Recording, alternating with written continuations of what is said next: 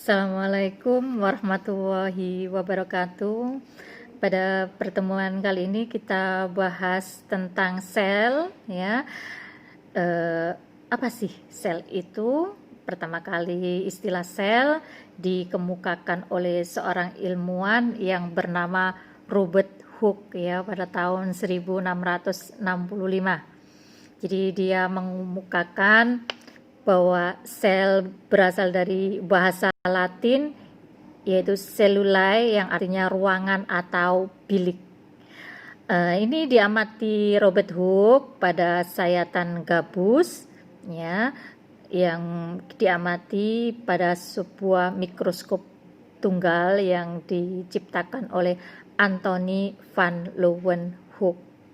Kemudian dari situlah nanti ada teori-teori sel, ada 3. Yang pertama, bahwa sel merupakan kesatuan atau unit struktural makhluk hidup, dikemukakan oleh Jacob Schleiden sama Theodor Schwann. Di sini ada beberapa kesimpulan.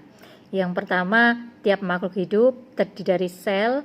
Kemudian sel merupakan unit struktural terkecil pada makhluk hidup. Kemudian yang 3, organisme bersel tunggal terdiri dari sebuah sel.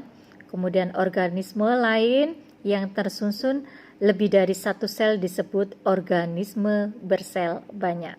Itu yang pertama.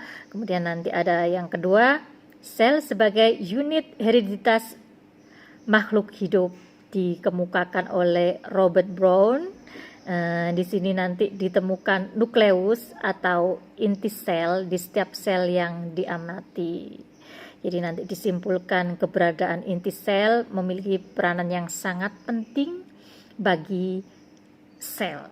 Ya, apa? Untuk mengatur segala proses yang terjadi di dalam sel. Kemudian ada Felix Dujardin, dia menjumpai suatu cairan yang disebut protoplasma dalam setiap sel.